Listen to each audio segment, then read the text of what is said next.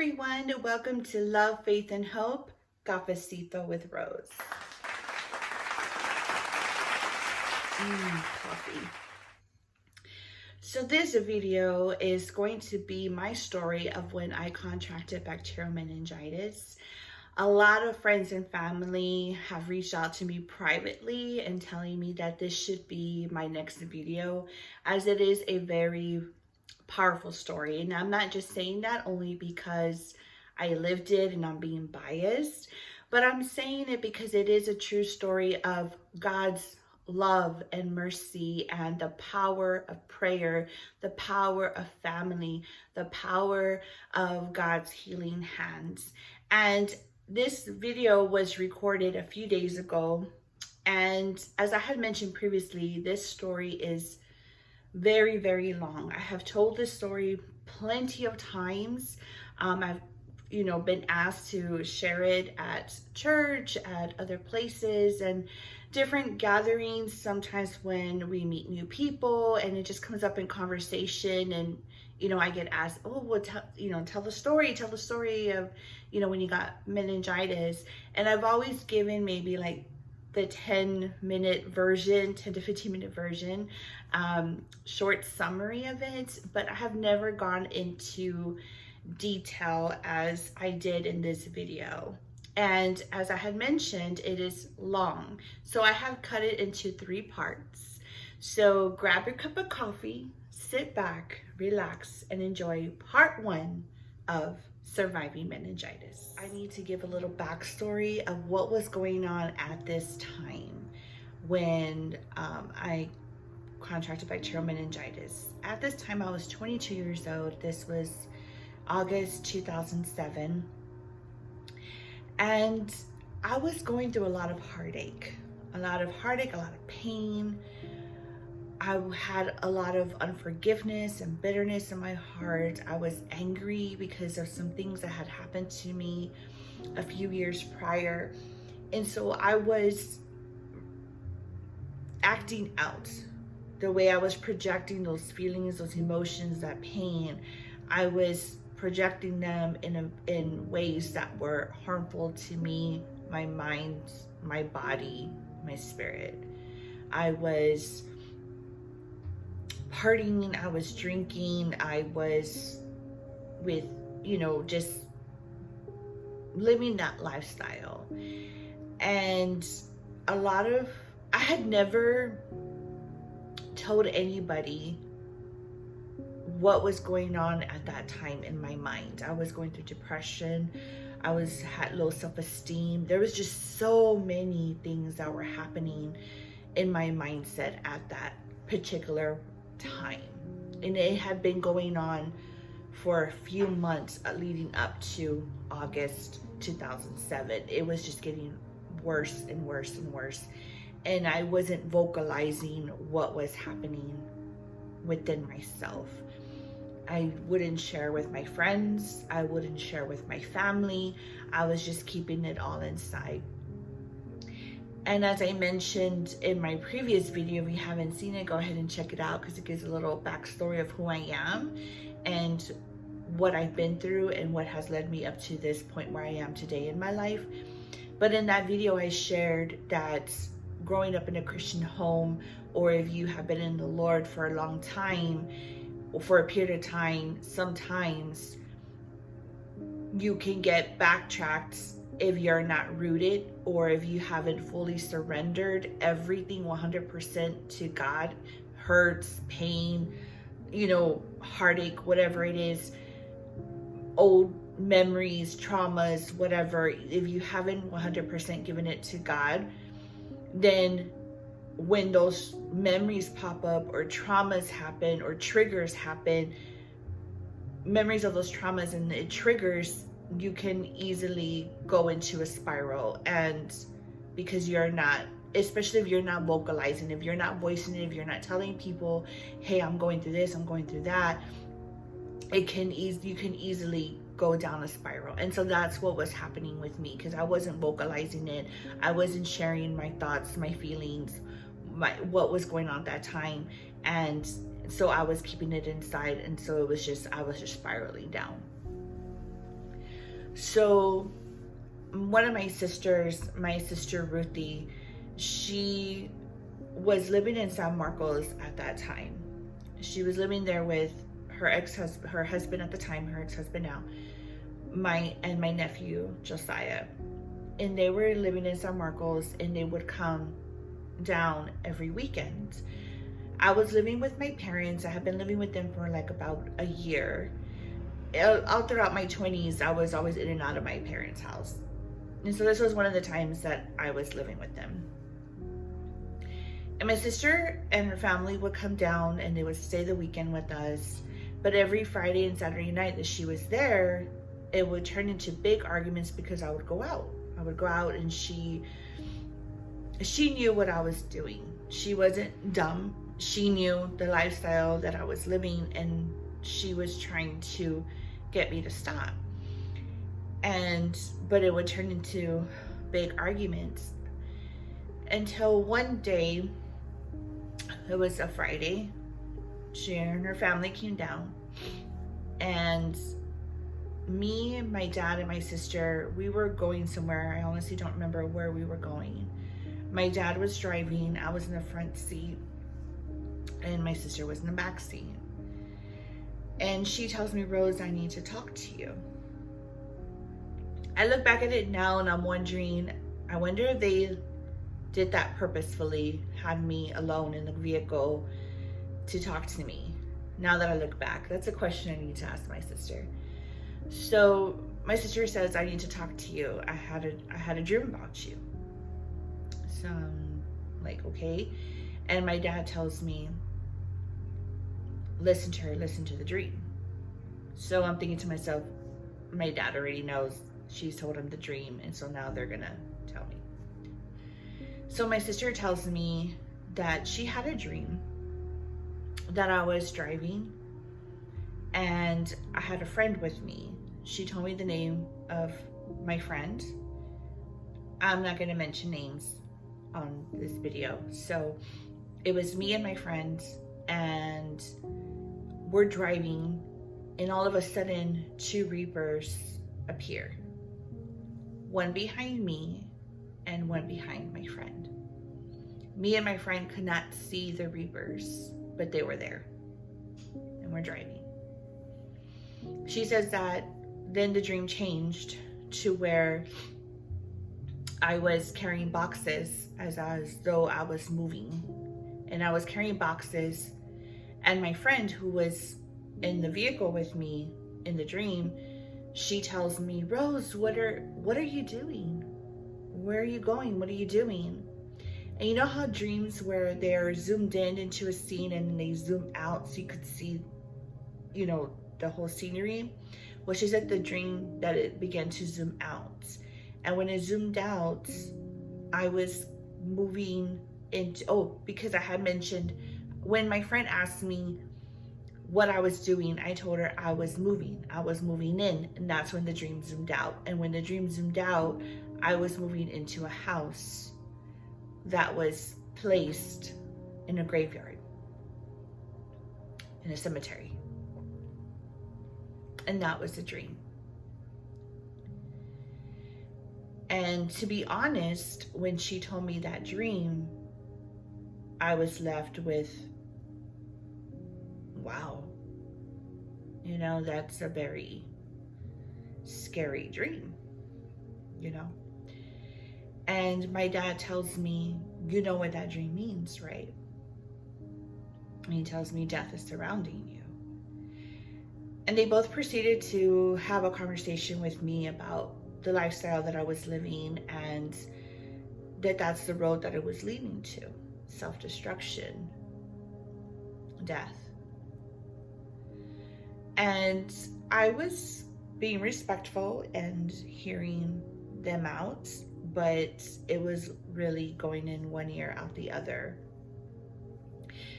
I had the mentality that no one's gonna tell me what to do.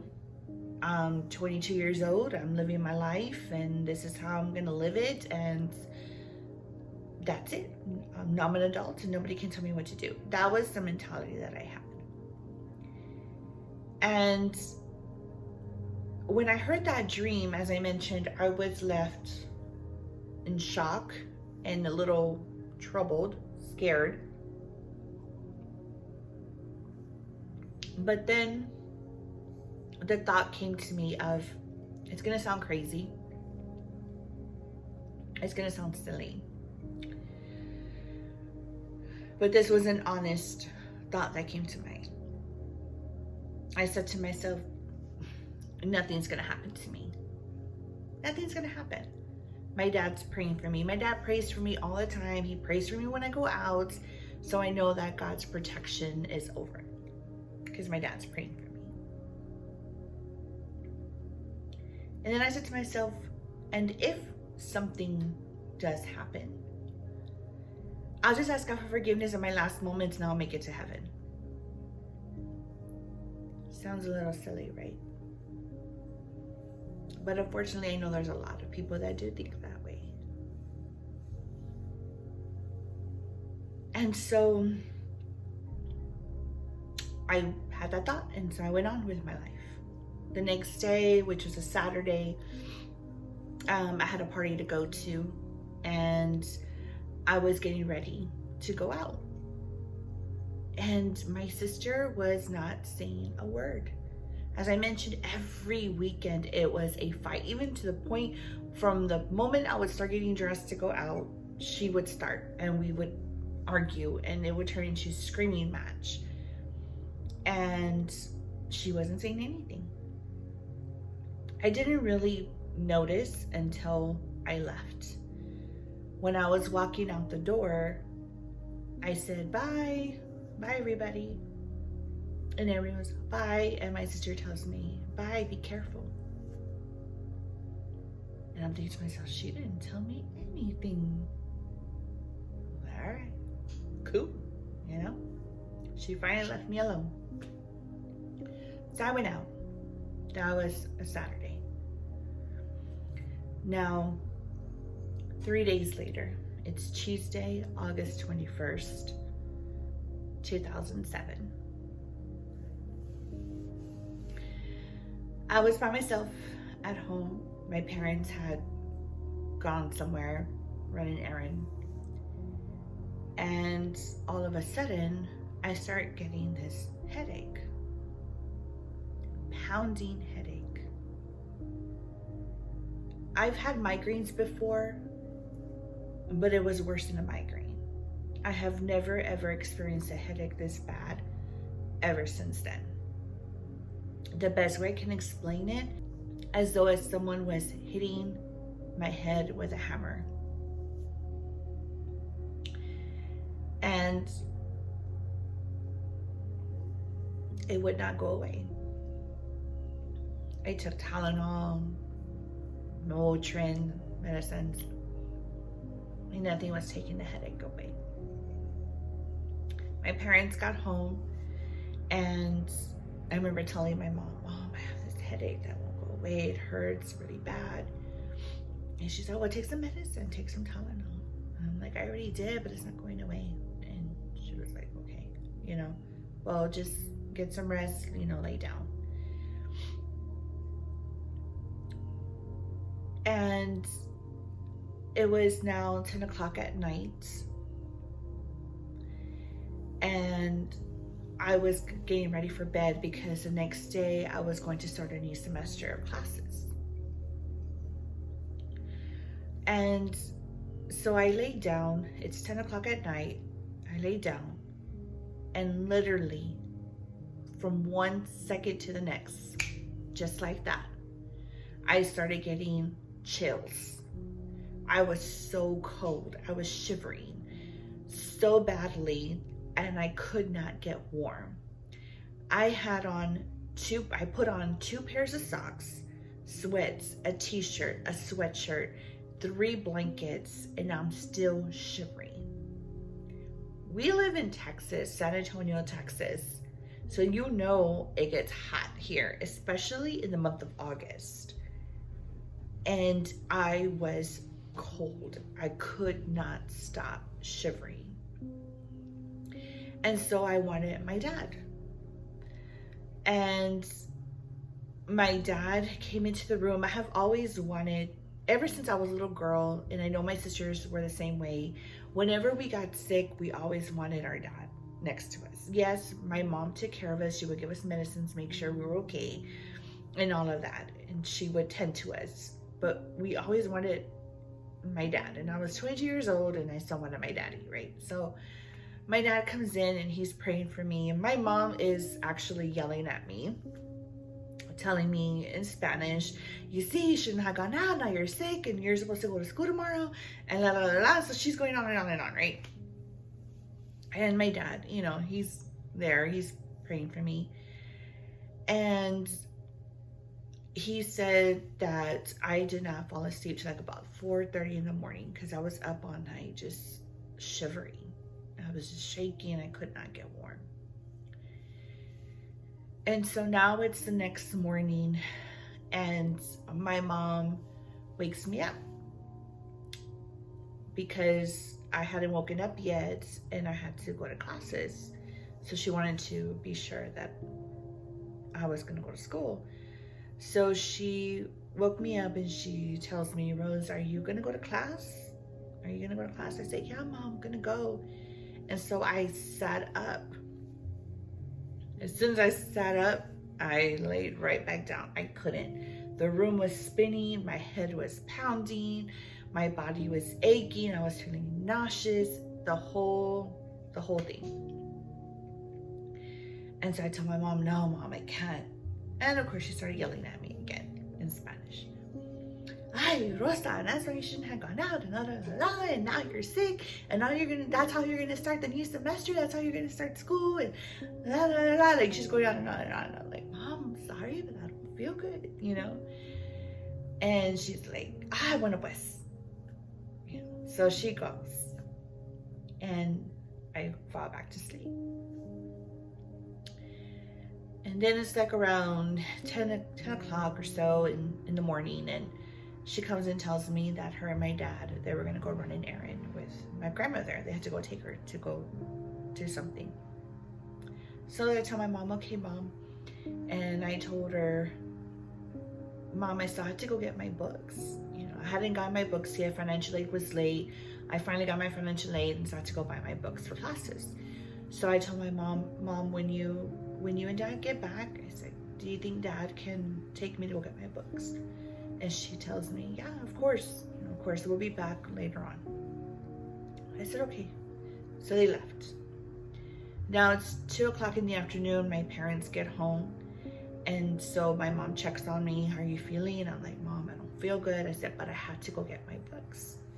And I told her, so I'm going to go ahead and get up. I'm going to take a shower. Hopefully that helps. I'm going to get dressed and we can go. I said, because I really need to get my books. And the next day I was going to start classes as well. The following day. So I was, you know, I was supposed to go every day to school classes. And so she tells me, okay. So I grab my clothes, get my stuff, and I go into the bathroom. And all of a sudden, I have to throw up, I have to vomit. I am not one thing about me, I am not one to throw up when I'm sick. I can honestly count how many times I've been sick and to where I've actually thrown up while sick. I can count them on one hand. I'll get nauseous, close to vomiting, but I'm not like that. So I had to throw up. So I start vomiting in the toilet, you know, I'm there, and it's a lot. And another thing about me is that, you know how some people, when they're vomiting, they're really, really loud to the point where you can hear them in another room, you know the person's, you know, sick. I'm not like that. You won't even hear me. I am a quiet vomiter, I guess, you know, that's even a word. Sorry, it's a little TMI, but yeah, so You can't hear me. So I'm throwing up. It's a lot. I finally finished. And so, I flushed the toilet, get up. I stood up and I turned so I can open the shower curtain to turn on the water so I could start getting ready to get into the shower. But I had just turned. I hadn't touched nothing. I just turned my body. And all of a sudden, I just start seeing the floor getting closer and closer and closer and closer. I passed out. And I remember being on the floor and I yelled, "Mom, I fell." Now, at the same time, my mom was in the kitchen. My dad was in the restroom. The restrooms were next to each other, so they shared a wall. And my dad was in the restroom. He was shaving. And he heard me yell. So he came out of the bathroom, told my mom, "I think Roseanne fell. I think she fell down." And my mom tells my dad, "I didn't hear anything." And my dad says, "I think I heard her yell. Check on her." So my mom went into the bathroom. I had the door locked, but she got a butter knife or whatever and was able to get herself into the bathroom. So my memory is all of a sudden I feel my mom and she's like, "Rose, Rose, Rose." And I open my eyes, but I can't see anything. It was pitch black. So I started freaking out because I couldn't see, and I was yelling, "Mom, I can't see, I can't see, I can't see." And the next thing I know, I feel my dad's hand on my head and he starts praying for me. And my mom starts praying for me. And then little by little, my sight starts coming back. I start seeing blurry, and then my full sight comes back.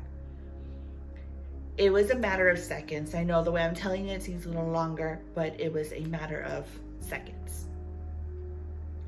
So my mom tells me, "Let me call 911." And let me call the ambulance. And I tell her, no. I don't want to go. I don't want to do that. I just need to go lay down. And my mom says, "Well, let's go to the hospital. Let's go to the ER." And I told her, I said, "No, Mom, no. I don't want to go to the hospital. I just need to lay down. Just help me to my room and help me to my bed. I just want to lay down." I don't like going to hospitals or doctors. I'll go when I have to. I learned my lesson to go right away, but I don't like to go because I don't have the patience to be waiting in the waiting room. That is what gets me, is the waiting. I don't have patience for it. So that was honestly the reason why I didn't want to go to the hospital, was because I knew I was going to have to be waiting, and I didn't want to have to be waiting. So anyway, so they helped me to my bed. I lay down. And like around, I would say about 4-ish, around that time, I started noticing a blotch on my hand, my right hand. And I was telling myself, what is this? What is this? So one of the times that my mom comes in, by this point I had been throwing up a lot, but my mom would bring me a bucket because I couldn't run from my bedroom to the bathroom. So she had a bucket for me. So one of the times that she had came in to check on me, I told her, "Look, Mom, look at this mark on my hand. What is it?"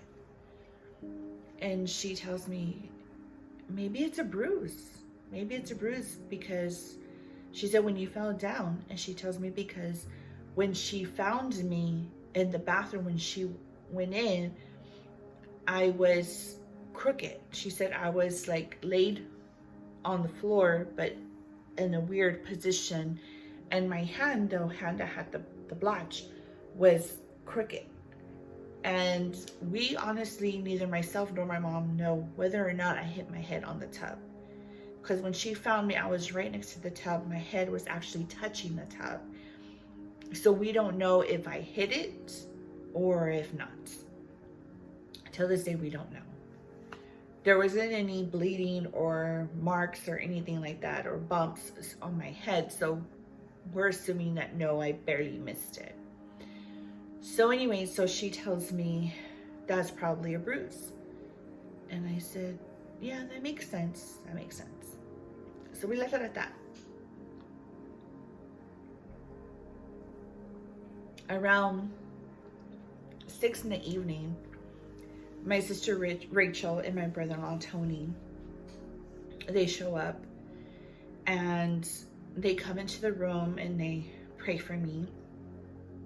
And my sister tells me, started asking me, did you do any drugs?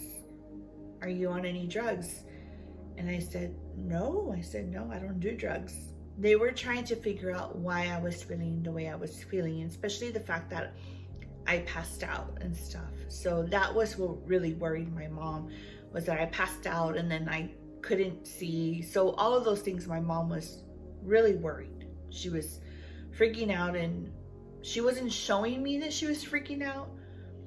But from what I've been told, she was really worried. And they were trying to figure out why I was feeling that way. They were thinking maybe I had done some drugs and I was having withdrawal symptoms of those drugs. They were just trying to figure out what was going on. So my sister asked me, did you do any drugs? Have you done any drugs? And I told her, no, I don't do drugs. I don't do drugs. And she tells me, well, you can tell me. We need to know what's going on. And I said, no, I don't do drugs. I don't do that. And I told her, I said, I'm just sick. I said, it's probably just the flu. So she tells me, okay. So they left. By that point, I had started getting more blotches on my right arm. And they started appearing on my left arm as well. Then later on, my sister Becky was on the phone with my mom, and she asked to speak with me. And so my sister Becky was asking me the same questions. Did you do any drugs? No, I don't do drugs. Rose, you can tell us if you did, if you've been doing them. We can help you. We just need to know what's going on with you. And she starts telling me, it's okay. We won't get mad. We just need to know what's going on, why you're, feeling like that, why you passed out. And I told her, I said, I don't do drugs. And she tells me, okay, well, I know you went out on Saturday. Did you leave your drink anywhere? Did you leave your drink somewhere where somebody could have put something in there? And I said, no, I don't do that. I told her, I said, I don't do that. If I want to go to the bathroom, or if I leave my drink because I'm going to go dance or something, I just buy a new drink. And I told her, I said, I don't do that because I'm afraid of people putting stuff in it, and it was happening then, and it's still happening now, where people were using date rape drugs and things like that. So, so I told her, I said, no, I don't do that. And so she tells me, okay. Well, my sister Ruthie was also on the phone with my mom. My mom had called one of my sisters, and my sister Ruthie was the one telling my mom, it sounds like meningitis. You need to take her. You need to take her to the hospital. It sounds like meningitis. And my mom tells her, no, it can't be meningitis because she doesn't have a stiff neck. My mom thought that you had to have a stiff neck in order for it to be meningitis. And so she would ask me, can you move your neck? And I told her, say, yes, I can move my neck. It's just this headache that won't go away, and I feel horrible, and I keep throwing up, all of that. So then now it's 10 o'clock that night. So now I'm talking about Wednesday now, right? So now it's Wednesday, August 22nd, 2007. So it's 10 o'clock at night. It's been more than 24 hours from when the headache started, which was the day before around 2 o'clock in the afternoon. And now it's 24 hours of when I started having fever. And so it's 10 o'clock and I tell my mom, I'm just gonna go to bed. I told her, so I'm just gonna go to sleep. Maybe I'll feel better in the morning. Maybe I'll feel better tomorrow. And she tells me, okay, Mija, okay, good night. So, you know, I start falling asleep. What woke me up was that I had to throw up again. So I sat up and I started yelling for my mom. My dad comes in and tells me that my mom was on the phone. And I tell my dad, I need to throw up. So he brings me the bucket. And so I start throwing up again, you know. And I had been throughout the day. And so I was throwing up. My mom comes into the room. And so by this point, I'm frustrated. I've been throwing up all day. My head is pounding. The headache won't go away. My body's aching. I feel horrible. And I have these blotches on my arms. And I just want to feel better. So I tell my mom, if we go to the hospital now, what time will we get home? And she tells me, well, if we go right now, we'll probably be home like around 3 in the morning. So I said, okay, Mom, okay, let's go. I'll go to the hospital. Let's go. And I told her, I said, Mom, let's go right away. I said, Mom, can you please bring me my tennis shoes and help me put them on? Because I couldn't bend down, nothing, because the room will start spinning. And so she tells me, you're not going to change your clothes? And I had on pajamas. And I told her, I said, no, I'm just going to go like this. And she looks at me and she tells me, you're not going to put on a bra? And I told her, I said, no, Mom, no. I don't care. I just want to go. And she looks at me, she's like, okay. And she tells me, you're not going to comb your hair? And I said, no, Mom, I don't care. I just want to go to the hospital. As you can see, my hair is naturally curly, right? So I've always had long hair. So my hair did not look tamed like this. It was big. It was everywhere. I looked like Medusa or Mufasa or whatever. It was just big, right? And I didn't care. I didn't even put it up in a bun, nothing. I went like that. I said, I had to be sick, for me to just go like that. So, so we get in the car and my mom has the bucket. She gets in the back seat with me and she took the bucket just in case I needed to throw up in the car, which was good because I did. But by that point, it was nothing but water. So we get to the hospital. We get to University Hospital and I walk in and I go into the area where they take your information in. And I sat down and I remember telling the girl, I just sat down and I put up my arms like this. I said, look, I don't feel good. I have these blotches on my arms. I told her, I said, I've been throwing up all day. I have this headache that won't go away. I feel horrible. I need to see a doctor. So she gets my information. She tells me, okay, ma'am, go ahead and have a seat. We'll be with you in a moment. So we go into the waiting area. It's me, my mom to my right, and then my dad in front of us, facing us. And all I wanted to do was go to sleep. My eyes were heavy. I just wanted to go to sleep. That's all I wanted. I was literally like this. This is what my parents say I look like. I was like this.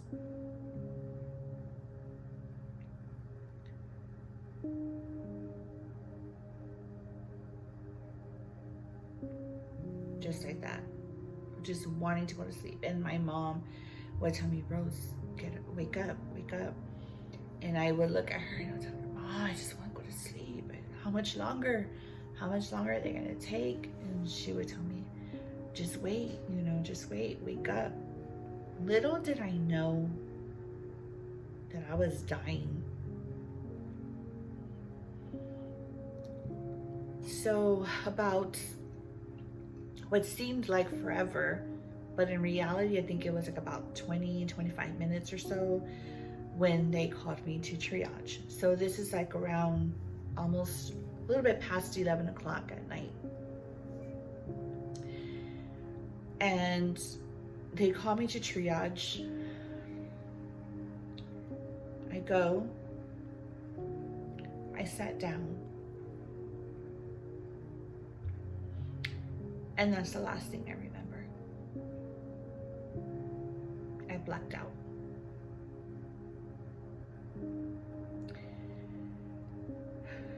Now, these next events that I'm going to share with you, they were told to me by my family members because I have no memory of it.